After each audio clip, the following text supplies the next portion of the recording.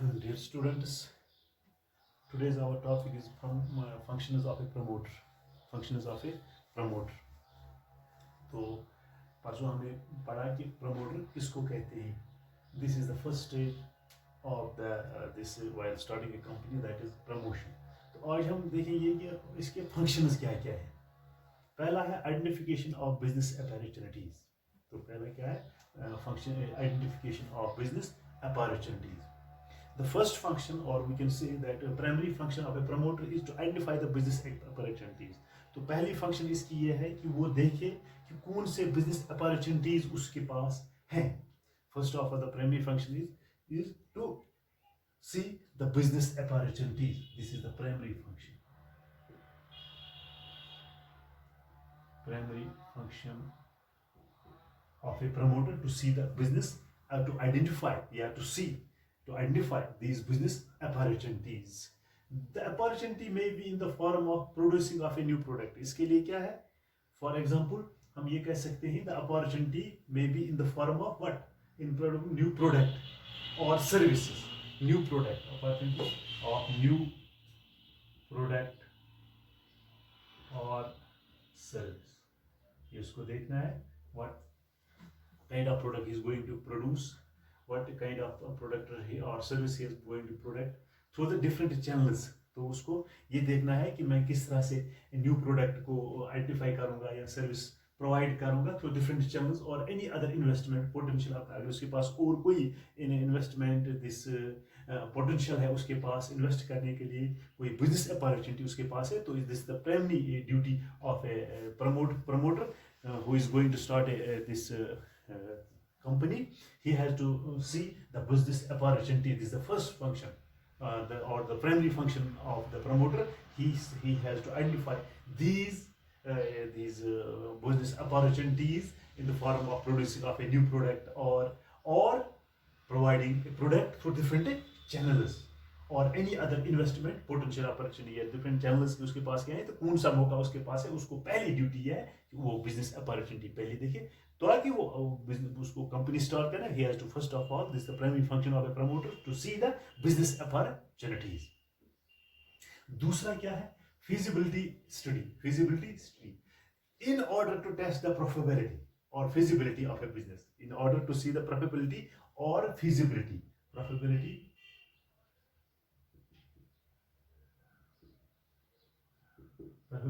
or feasibility which a promoter intends to start, which he is going to start. उसको देखना ये है कि मैं कौन से बिजनेस स्टार्ट कर सकता हूँ. Promoter undertakes various feasibility studies, like technical है, like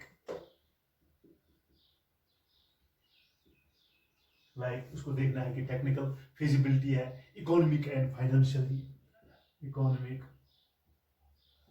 एंड फाइनेंशियल फिजिबिलिटी उसको देखना है. किसको? इस प्रमोटर को. With the help of A specialist. उसके पास मतलब वो हेल्प उनको कौन कर सकता है? मिसाल के थ्रू चार्टर्ड अकाउंटेंट्स है. इसको देखना है फिजिबिलिटी रिपोर्ट, टेक्निकल, इकोनॉमी या फाइनेंस के लिए इसको हेल्प किन से लेना है? चार्टर्ड अकाउंटेंट्स या इंजीनियर से. चार्टर्ड अकाउंटेंट्स या इंजीनियर से उसकी हेल्प लेना है ताकि वो देखे उसकी फिजिबिलिटी रिपोर्ट. टेक्निकल फिजिबिलिटी क्या, इकोनॉमिक फिजिबिलिटी है, फाइनेंशियल फिजिबिलिटी है, वो ही should take the help from a specialist which is going. उसको एक स्पेशलिस्ट की जरूरत पड़ती है जिसमें वो माहिर हो. वो specialist for example chartered account, उसको देखना है इसकी फिजिबिलिटी रिपोर्ट वो देगा तो तभी वो कंपनी स्टार्ट कर सकता है या शुरुआत कर सकता है. उसको टेक्निकली वो देखेगा इकोनॉमिक या फिजिबिलिटी रिपोर्ट, एक चार्टर्ड अकाउंट या इंजीनियर देगा तभी वो उसको वो फिजिबिलिटी रिपोर्ट दे सकता है. This is the second this function of this promoter. He should take the help from a specialists like a chartered accountant who can see the technical, economical and financial feasibility. वो देख सकता है. तो इसके बाद है name approval. Name approval. After taking the decision to launch a company, the promoter has to select the name of the company. यानी name approve, उसको सेलेक्ट द नेम. तीसरी फंक्शन उसको यह है कि उसको फिर नाम उसका सिलेक्ट करना है. promoter selects a name for the company. ये जो promoter है उसको अपनी कंपनी के लिए नाम तजवीज करना है या बताना है. इसके लिए इसको क्या है, इसको एक एप्लीकेशन की he has to submit an application for the approval name to the registrar of the company. उसको कहाँ जाना है? Registrar of the company. Registrar of the company के पास वहां फाइल करना है एप्लीकेशन. इसके लिए अपने इस कंपनी का नाम रखने की उसको एप्लीकेशन लिखना है और वो जाएगा रजिस्ट्रार ऑफ द कंपनी, जहां पर कंपनीज का रजिस्ट्रार बैठता है वहां जा सकता है ऑफिस में, और वहां पर वो एप्लीकेशन सबमिट करेगा कि मुझे ये नाम इस कंपनी के लिए दे दो.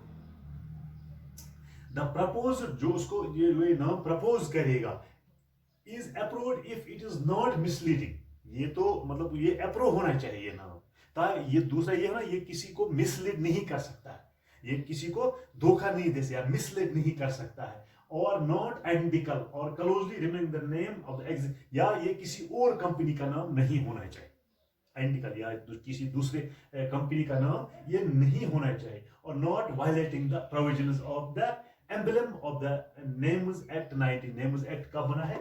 Names act 1950.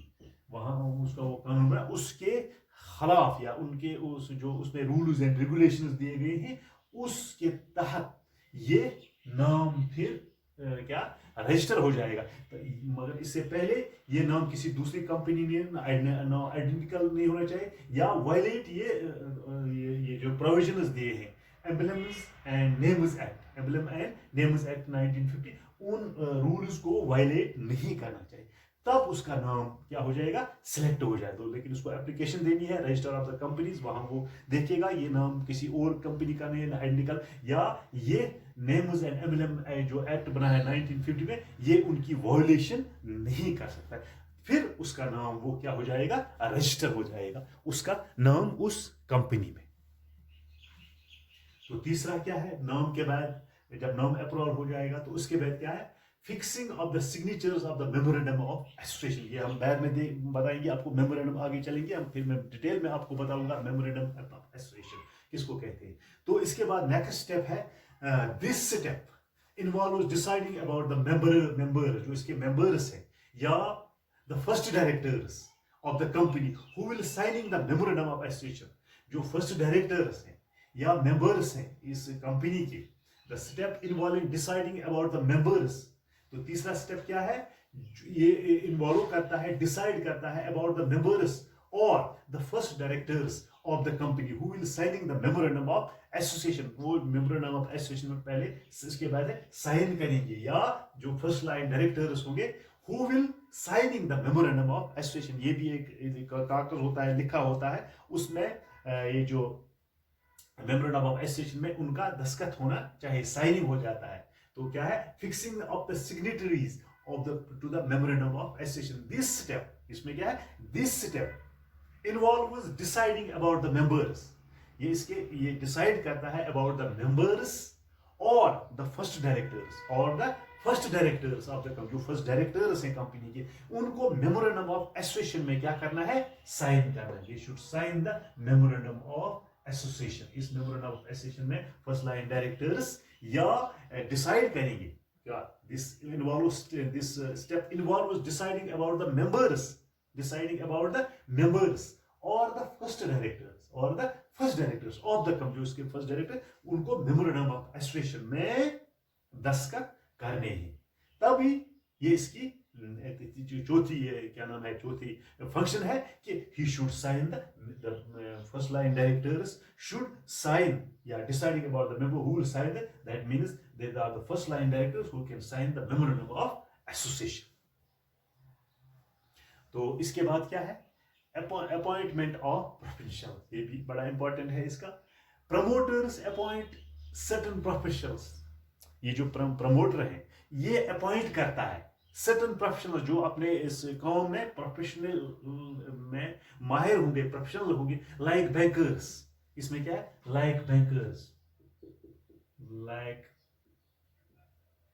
जो प्रोफेशनल होते हैं अपने काम में, लाइक प्रोफेशनल्स या ऑडिटर्स, जो उसकी कंपनी के ऑडिटर होंगे, ऑडिटर्स या सोलिसिटर्स, यानी कि जो वो सोलिसिटर्स मींस वकील जो होंगे इस कंपनी के, with the help them in preparing the necessary documents, वो उनसे मदद लेता है ताकि जो कंपनी के, क्योंकि मैंने पहले कहा ये बड़ा हेक्टिक जॉब है, टाइम कंज्यूमिंग है, बहुत सारी लीगल फॉर्मेलिटीज इसमें पूरी करनी होती है, तो उसमें इसकी मदद कौन लेगा, लाइक बैंकर्स है, ऑडिटर्स है या सोलिसिटर्स है, कि वो इसको मदद करने में, जो डॉक्यूमेंट इसमें बनाने हैं, जो डॉक्यूमेंट प्रिपेयर करते हैं, इनमें वो इसको मदद करें, इसको अपॉइंट करने हैं प्रोफेशनल लाइक बैंकर्स, ऑडिटर्स या सोलिसिटर्स, जो इसको कागज बनाए, डॉक्यूमेंट प्रिपेयर करने में, जो नेसेसरी डॉक्यूमेंट वो उसको मदद प्रिपेयर करने में उसकी मदद करेंगे। कौन, अपॉइंटमेंट ऑफ प्रोफेशनल, जो प्रोफेशनल्स हैं लाइक बैंकर्स हैं, ऑडिटर्स हैं या सोलिसिटर्स हैं, who can help him in preparing the necessary documents, जो नेसेसरी डॉक्यूमेंट्स हैं उसमें वो उनकी मदद करेगा। कौन, ये प्रोफेशनल्स, ये बैंकर्स, ऑडिटर्स या सोलिसिटर्स, क्योंकि वो अकेला ये काम नहीं कर सकते, he have to appoint the professionals like bankers, auditors, and solicitors who can help him in making the necessary documents for starting of a company.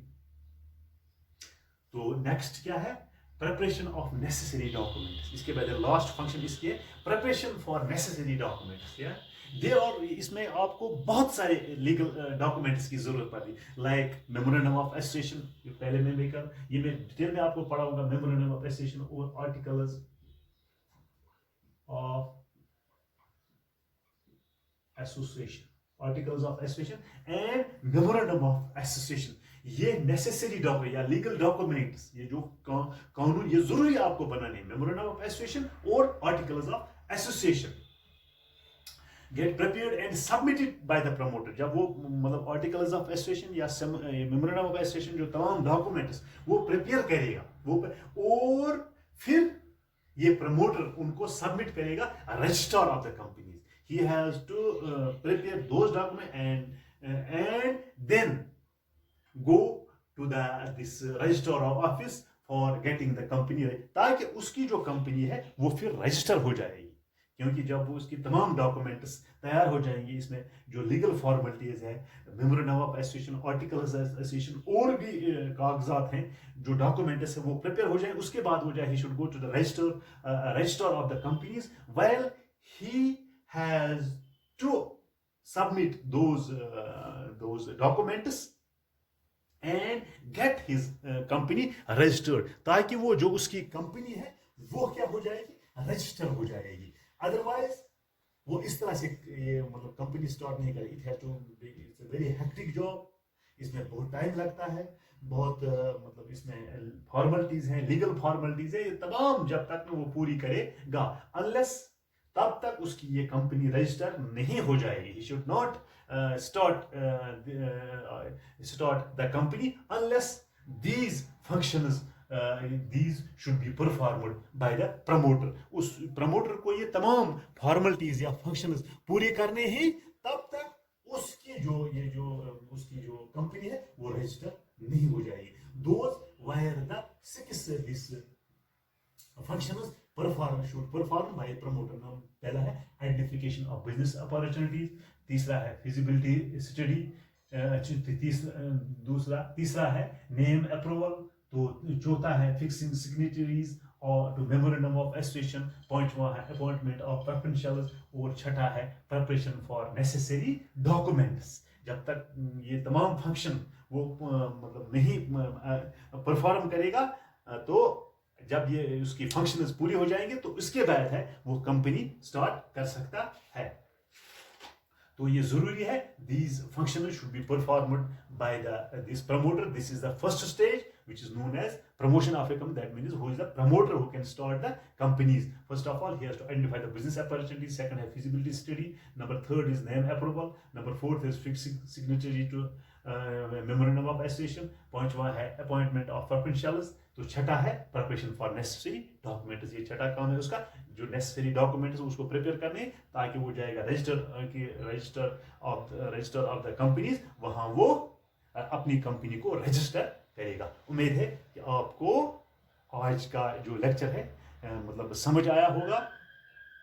तो मैं लास्ट पर आपको यही कहना चाहता हूँ, स्टे होम, स्टे सेफ और keep in touch with your studies. अपनी किताबों के साथ, अपने पढ़ाई के साथ ज़्यादा से ज़्यादा ध्यान लगा दीजिए, अपनी किताबों के साथ इन टच रहे, ताकि आपको आइंदा जब आपका एग्ज़ाम लिया जाएगा तो आपको वहाँ पर कोई परेशानी नहीं होनी चाहिए। शुक्रिया।